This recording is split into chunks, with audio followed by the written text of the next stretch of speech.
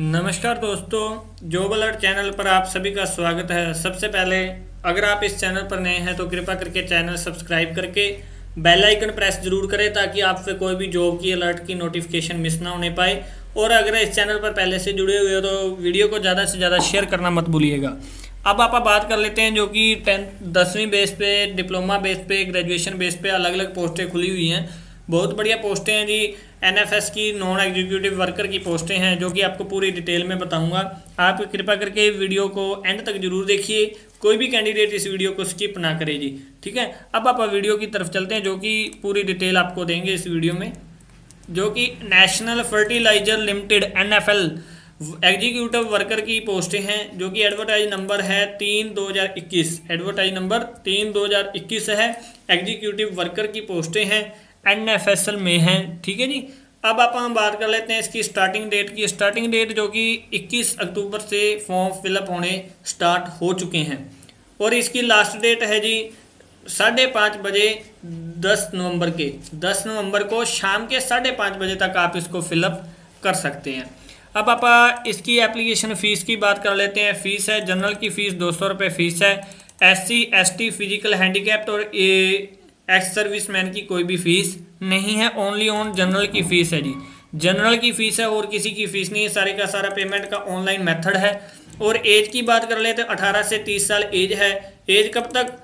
30/9 तक होनी एज जरूरी है। 30/9 तक आपकी कम से कम 18 साल और ज़्यादा से ज़्यादा 30 साल एज होनी जरूरी है।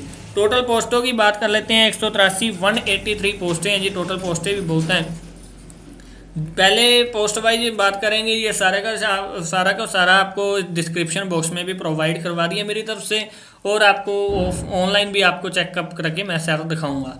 Junior engineer assistant grade second की पोस्ट है प्रोडक्शन की, जिसमें 87 पोस्टें हैं। डिप्लोमा है केमिकल इंजीनियरिंग में मांगा हुआ है या फिर बीएससी मांगी है। केमिकल इंजीनियरिंग में आपके पास डिप्लोमा है तो आप एलिजिबल हैं, अगर बीएससी है तो आप इसके लिए एलिजिबल है।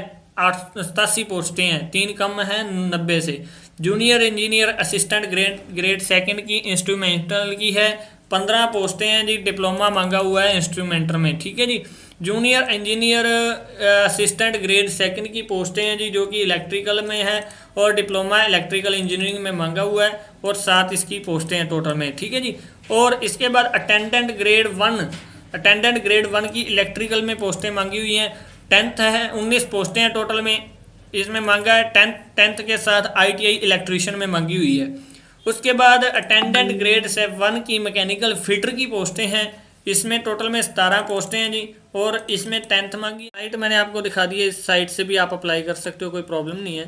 आपको डायरेक्ट लिंक दे देता हूँ। पहले आप नोटिफिकेशन के बारे में थोड़ी सी डिस्कशन कर लेते हैं ताकि आपको क्लियरेंस रहे हो जाए और कोई डाउट ना रहे। ये आप इसका ऑफिशियल नोटिफिकेशन है जो कि जिसमें क्या पे स्केल रहेगा जूनियर इंजीनियर के लिए और क्या कितनी पोस्टें कौन सी कैटेगरी के लिए, जनरल के लिए कितनी है, एससी एसटी के लिए कितनी है, ओबीसी के लिए, इकोनॉमिक वीकर सेशन के लिए, ये सारी डिटेल इसमें आपको पूरी एक डिटेल जो कि कैंडिडेट मोस्टली पूछते हैं, सर ये तो टोटल पोस्टें होगी और आपने बताया नहीं जनरल के लिए कितनी है। ये मैं बार बार कहता हूँ, कोई भी कैंडिडेट वीडियो स्किप ना करे क्योंकि स्किप करते आपको इंपॉर्टेंट इन्फॉर्मेशन मिस हो जाती है।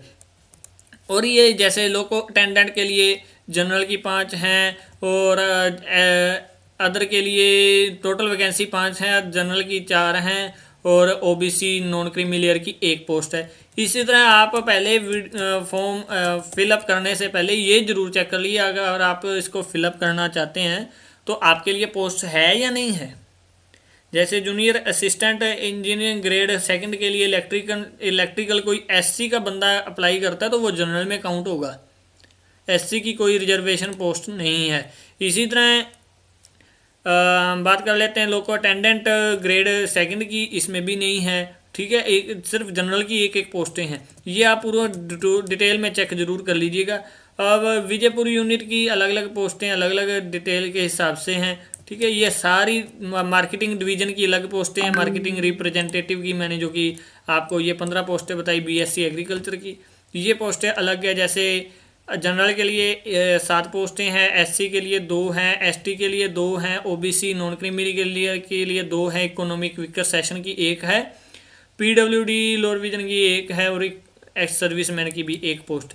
इस हिसाब से आपने सारी चेकअप कर लेनी है। और आपको बता दें कट ऑफ की बात, आपका पहले एज वगैरह चेक कीजिए, फिर एक्सपीरियंस, उसके हिसाब से अगर आप जो एग्ज़ाम दोगे एग्ज़ाम के हिसाब से ही आपको आपका कह लें चेकअप एग्ज़ाम होगा, एग्ज़ाम के बेस पर ही आपकी कट ऑफ लगेगी।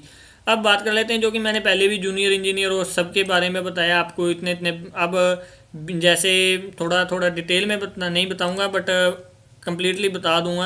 ये जैसे देखिए junior assistant grade second production के लिए 87 पोस्टें, 87 पोस्टों में 18 साल मिनिमम एज और मैक्सिमम 30 साल सब में यही है। बीएससी मांगी हुई है, इसमें भी डिप्लोमा या बीएससी केमिकल मांगा हुआ है, ये सारी डिटेल लिख रखी है। बस 45% से पास आउट होना चाहिए, ये एक्स्ट्रा चीज़ है।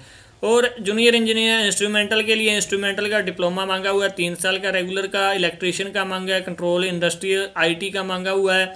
ये सारा आप डिटेल में पढ़ सकते हैं, ठीक है जी। Junior engineering assistant grade second की इलेक्ट्रीशियन के लिए 3 साल का डिप्लोमा मांगा है, 50% से पास आउट होनी चाहिए। और अदर बैकवर्ड क्लास की बात करते हैं तो 45% होनी चाहिए। मैकेनिकल की इसी तरह सारी डिटेल आप खुद भी डिटेल में चेक कर सकते हो, ठीक है, क्योंकि वीडियो ज़्यादा लेंथी हो जाती है, लेंथी फिर कैंडिडेट को प्रॉब्लम भी हो जाती है इसलिए। और लोको अटेंडेंट के लिए बात कर लेते हैं तो फुल आईटीआई मैकेनिकल में हो, नहीं तो एससी एसएससी हो, 10वीं हो, 10वीं के साथ आईटीआई होनी ज़रूरी है, और 45% मार्क्स होने ज़रूरी है। और जो आपका आईटीआई का सर्टिफिकेट होगा वो भी एनसीवीटी का होना चाहिए, तो आपको प्रेफरेंस होगी। और लोको अटेंडेंट ग्रेड सेकंड के लिए 3 साल का डिप्लोमा मैकेनिकल इंजीनियरिंग में मांग रखा है, जो कि मैंने आपको ये वाली पोस्ट बताई थी। इस तरह सारी पोस्टें आप चेक कर सकते हो। 50% पास आउट मार्क्स मांगे हुए हैं। रिजर्व कैटेगरी के 45% पास आउट मार्क्स मांगे हुए हैं, इसमें कोई भी एलिजिबल हो सकता है। और मार्केटिंग रिप्रेजेंटेटिव की बात कर लेते हैं, जिसमें 15 पोस्टें टोटल में हैं। इसमें रेगुलर में बीएससी एग्रीकल्चर मांगी हुई है 50% मार्क्स के साथ, और रिजर्व कैटेगरी के लिए 45% मांगे हुए हैं जी। और सबसे बड़ी बात, आपका अगर रिलैक्सेशन चाहते हो तो आपको इसके डिस्क्रिप्शन में सारी डिटेल्स भी मिल जाएंगी। आपके पास सर्टिफिकेट होना कंपलसरी है, कहाँ का होना चाहिए वो भी आपको बता देंगे पूरा, ठीक है जी। और ये जो चार्जेस हैं, चार्जेस आपको बता दिए गए हैं, अलग अलग पोस्ट के लिए अलग अलग हैं, ठीक है जी। और उसके बाद आप बात कर लेते हैं, ये है नॉन एनएफएसएल की है, ठीक है जी। और इसमें आपको नेशनल फर्टिलाइजर की वेबसाइट पर भी जाके आप चेक कर सकते हो, जो कि मैंने ये वेबसाइट आपको प्रोवाइड करवा दी है, ठीक है जी। और इसमें SC ST BT worker level की पोस्ट के लिए ही रिजर्व कोटा होगा, ठीक है। स्टेट यूनिट से आपका बना हुआ होना जरूरी है, और 6 मंथ से ज़्यादा पुराना सर्टिफिकेट ना हो वो इनवैलिड माना जाएगा, ठीक है।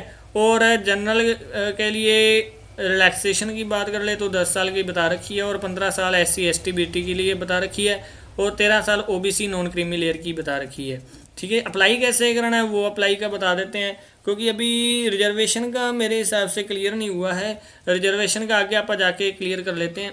और अप्लाई आपने इसी साइट पर जाके, जो कि मैं आपको इसके डिस्क्रिप्शन में ये लिंक प्रोवाइड करवा दूंगा, यहाँ से जाके आपने अप्लाई अपना फॉर्म फिलअप कर लेना है। ये आपको ऑफिशियली नोटिफिकेशन मिल जाएगा, जो कि मैंने अभी आपको शेयर कर रहा हूँ पूरी डिटेल में, ठीक है। ये ऑफिशियली नोटिफिकेशन यहाँ से आप डाउनलोड करके और यहाँ से आप फिलअप इस फॉर्म को कर सकते हो, ठीक है जी।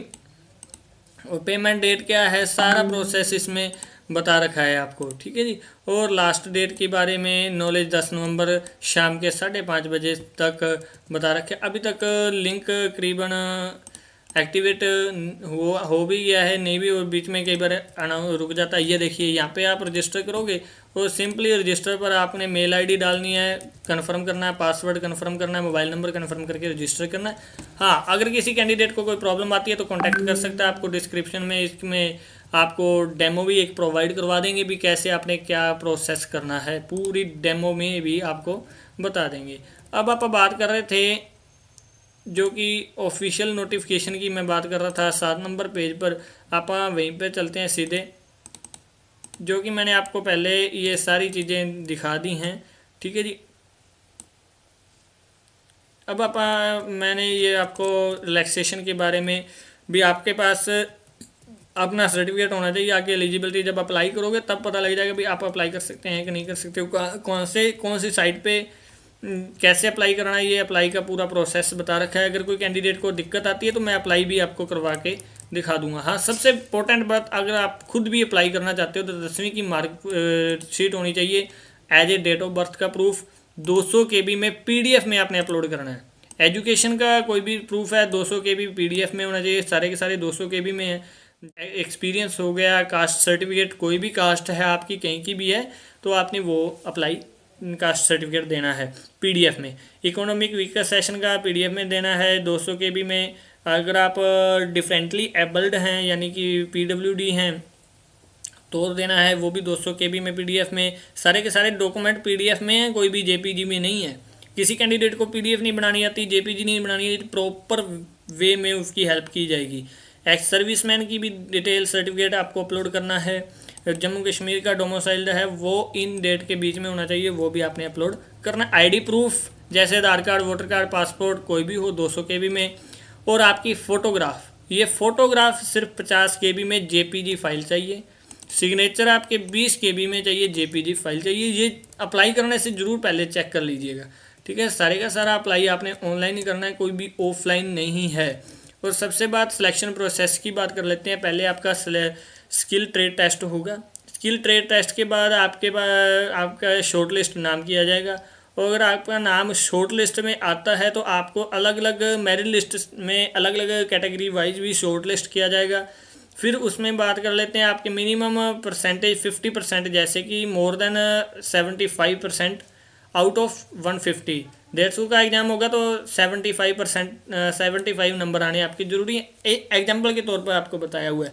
तो अलग अलग कैटेगरी, पहले तो टोटल में मेरिट लिस्ट आउट होगी, फिर कैटेगरी वाइज अलग अलग पोस्ट आउट होगी, ठीक है। फिर कैटेगरी वाइज ही आपको अपॉइंटमेंट, प्लेसमेंट कहाँ पे होगी, कैसे होगी, वो सारा प्रोसेस आगे बता दिया जाएगा NFL की तरफ से, ठीक है जी। और इसकी लास्ट डेट जरूर ध्यान रखिएगा, 10 नवंबर है। 10 नवंबर से पहले पहले अपना फॉर्म फिलअप कर लीजिए।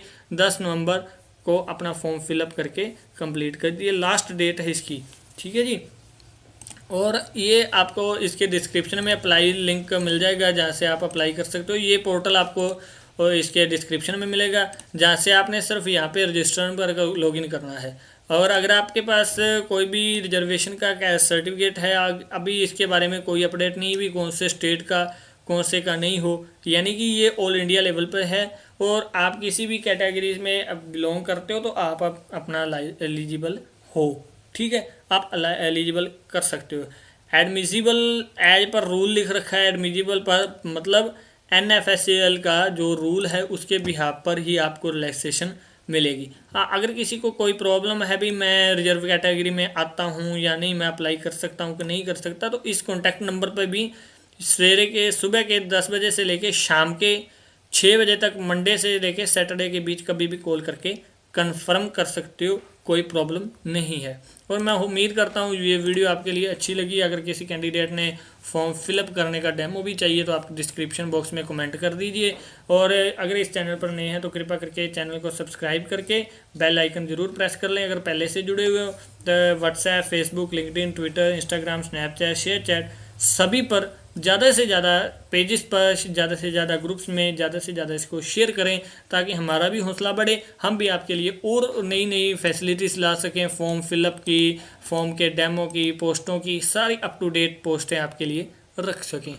उम्मीद करते हैं वीडियो अच्छी लगी है, तो वीडियो देखने के लिए आप सभी का धन्यवाद। Thank you.